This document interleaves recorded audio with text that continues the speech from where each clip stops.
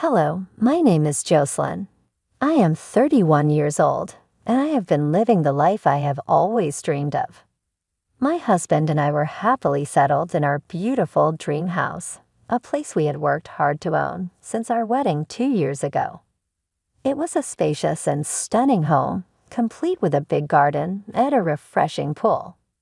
We had saved diligently for years to make this dream a reality, and we both had thriving careers to thank for it. Me as a lawyer and him as a doctor. Life was perfect until the day his parents moved in with us. At first, it seemed like a temporary arrangement, a chance for them to get back on their feet after facing some financial setbacks. My husband, being the caring son that he was, couldn't turn them away in their time of need. We agreed to welcome them into our home, hoping it would only be for a short while. But as days turned into weeks and weeks into months, it became evident that this temporary situation wasn't going to end anytime soon. His parents seemed to have grown comfortable in our house, making themselves at home quite literally. They started taking control over the house, imposing their own rules and preferences. One day, they did something horrible to show me that I do not belong in this place. This story is about how I exposed them in front of their son. My in-laws showed up at our house in the middle of the night, telling me that they had lost their home and their savings in a scam, and they had nowhere else to go. My husband offered to let them stay with us until they got back on their feet. Jocelyn, Abel, we need to talk. Something terrible has happened. We've lost our home and all our savings in a scam. We have nowhere else to go, darling. We're left with nothing. Our hearts ache, but we didn't know who else to turn to. Mom, Dad, you don't have to worry. We'll find a way to help you through this. Stay with us until you can get back on your feet. We'll face this together. Kids, we can't thank you enough for your kindness. We promise we'll find a way to repay you for this. We're family, and family stands by each other. Don't worry about repayment, Mr. Johnson. Our priority is to help you rebuild your lives. Jocelyn, dear, thank you. We'll do everything we can to get back on our feet as soon as possible. Before my in-laws moved into our house, I had decided to take a short break from work. Little did I know that they would misinterpret my temporary absence as being jobless. Just 4 days after their arrival, my mother-in-law approached me with a well-meaning but misguided concern. I was taken aback by her straightforward question, not expecting such a conversation so soon after their arrival. Nevertheless, I composed myself and responded politely, but my mother-in-law seemed to be unconvinced with that answer. Why don't you go to work? Do you depend entirely on Abel for financial support? Oh no, it's not that I'm jobless. I took a few days off from work to relax and recharge. I plan on returning soon. Well, dear, it might be a little burdening for Abel if you don't handle your expenses. You should consider being financially independent. I appreciate your concern, sir, but please rest assured I'm not entirely dependent on Abel for my expenses. I have my income and contribute to our household finances. This break is simply a way for me to take care of myself and recharge. Once I'm back at work, things will go back to normal. All right, dear. I just wanted to make sure everything is all right. You know we care about both of you. Thank you, sir. I understand your worry, and I truly appreciate your concern for our well-being. But I assure you everything is fine. I'll be back to work soon, and we'll continue managing our expenses as we always have. After that conversation, things between my in-laws and me took a turn for the worse. Whenever I mustered up the courage to approach Abel for financial assistance, I couldn't help but notice disapproving frowns and annoyed expressions on the faces of my in-laws. It seemed as though they had formed a negative opinion of me. One day, as I was passing by the living room, I overheard a conversation between my father-in-law and mother-in-law. I just don't understand why she refuses to go to work. She's been jobless for weeks now. It's as if she's relying solely on Abel's wealth to fund her shopping spree. I talk to her about the same. She says she handles all the expenses by herself, but I see her asking for money from Abel every time. I always had my doubts about her, dear. She must think we're fools, believing that she can take advantage of Abel's hard-earned money without lifting a finger herself. I think we must talk to Abel or Jocelyn directly. I am not in support of this decision of theirs. My heart sank upon hearing their misguided assumptions about me. They had painted me as a lazy gold digger, someone who squandered Abel's wealth on frivolous shopping instead of contributing to the household. I'd always dreamed of a harmonious family life after marrying Abel. I didn't know that my in-laws had a different idea of how things should be. Every day, I found myself at the beck and call of my in-laws, who seemed to relish in bossing me around. They treated me as if I were some kind of gold digger, assuming that I depended solely on their son for everything. Their behavior had created a toxic dynamic within the household, leaving me feeling like a servant rather than a valued family member. It was especially apparent during meal times. While I tirelessly prepared all the meals, my mother-in-law and father-in-law would simply sit and relax, seemingly oblivious to my efforts. They expected me to cater to their every need, even going so far as to ask for a glass of water. It was as if they believed my purpose in the house was solely to serve them. Sometimes she'd tell me, "Jocelyn, dear, can you put mine and Charlie's clothes into the laundry? I'm very tired." "Sure, I'll do it." Both of them would ask me to hand over a glass of water 7 to 8 times a day. The house looked like a complete mess, and even the maid was tired of their behavior. She'd have to clean the floors multiple times because my in-laws kept on spilling something. I don't want to get started on the noises. They turned on the TV and watched variety shows at full volume, giving me a lot of headaches. Every time I'd sit in front of my laptop to check documents and case papers, my mother-in-law would ask me to get her something. Like this one time. "Jocelyn, dear, I have a little fever. Can you please get me some medicines?" "Esther, you can log into an online pharmacy app. They'll deliver in half an hour, and that's exactly how much it would take me to bring them myself. That asks for an extra cost. You're over here doing nothing, just scrolling through your laptop. Why can't you get me my medicines? You are seriously so lazy." "Esther, I'm over here checking some important documents. You and Charlie are the lazy people here. How dare you talk to me like that? I am your mother-in-law, and my son is the one who's paying for you. You should listen to everything I say. I hope you're not forgetting that your son is also my husband, and we built this home together. He has abided to pay for me. Pay for you while you sit here and relax. I can say the same for you." Oh my God, you are so disrespectful and ungrateful. The once harmonious atmosphere began to fray at the edges.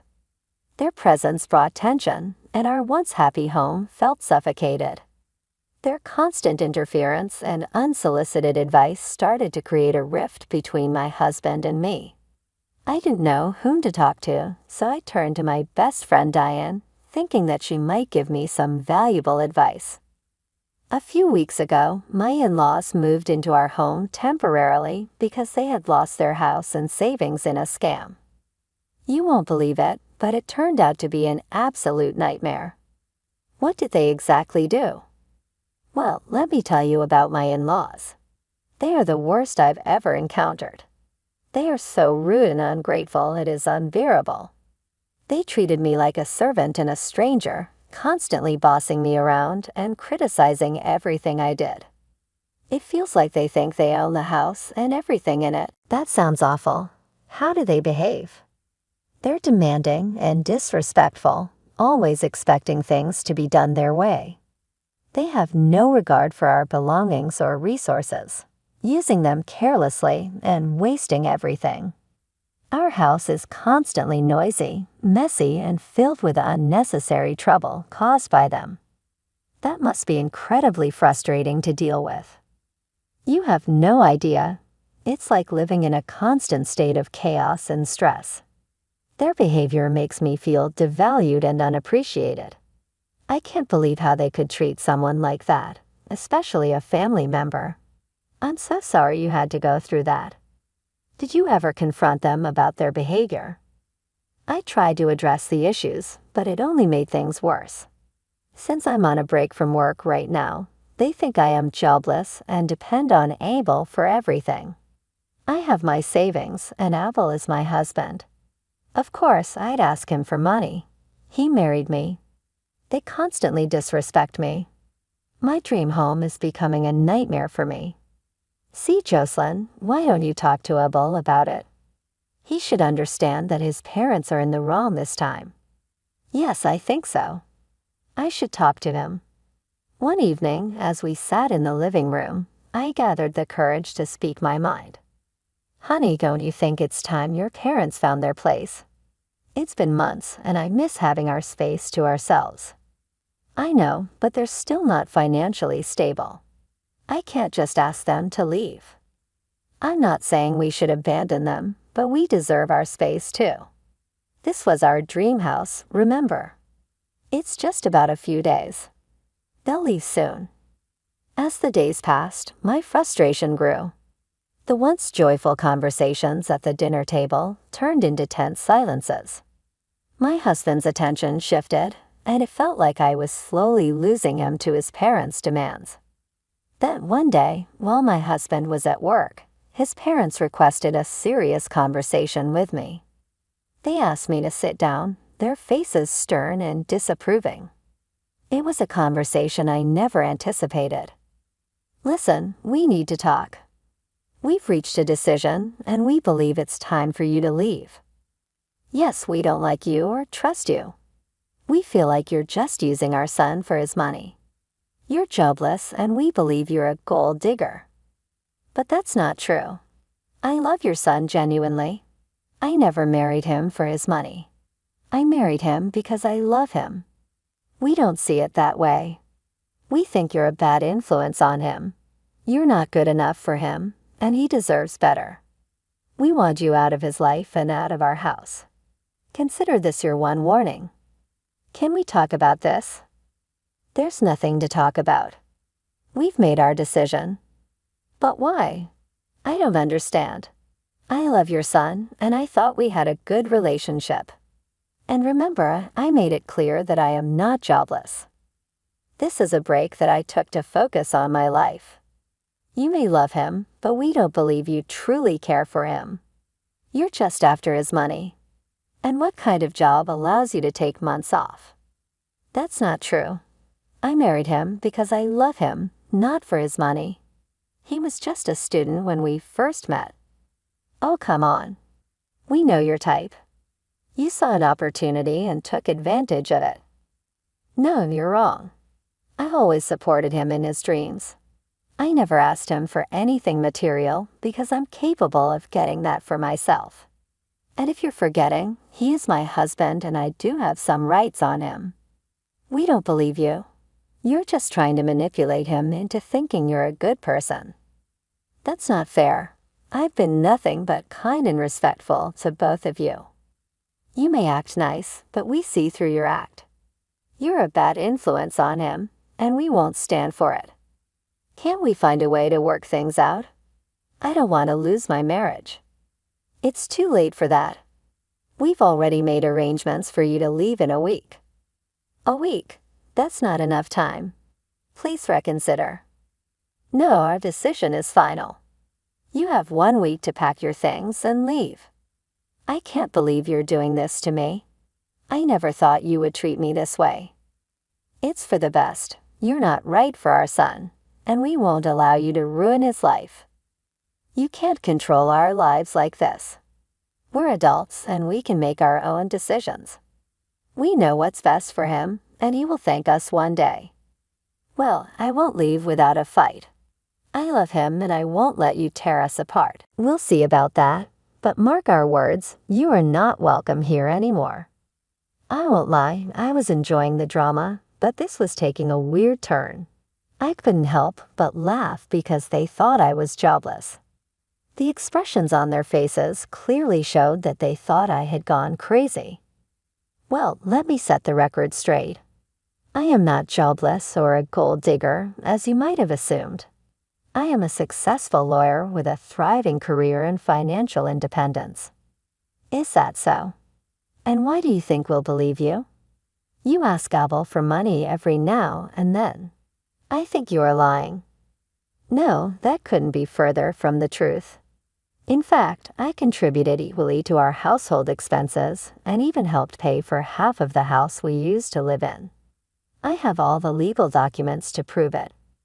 But more importantly, despite the recent events, I want you to know that we have a loving and healthy marriage. We're happy together. Yes, we faced financial challenges, but our relationship was built on love and mutual support. Are you saying that you have a successful career? Honey, you're so delusional. Oh, is it me who's delusional, or is it you guys who are running away from the police? Their faces turned pale, realization dawning upon them. The comfortable mask they wore had shattered, revealing their true nature. The weight of their actions began to weigh heavily on their conscience as they faced the impending consequences of their deeds. Well, what nonsense are you talking about? Well, let me tell you something else. I discovered your little scam, and I've reported it to the authorities. You're not victims. You're criminals who have deceived and swindled countless people out of their hard-earned money. What? That's preposterous. How dare you accuse us of such things?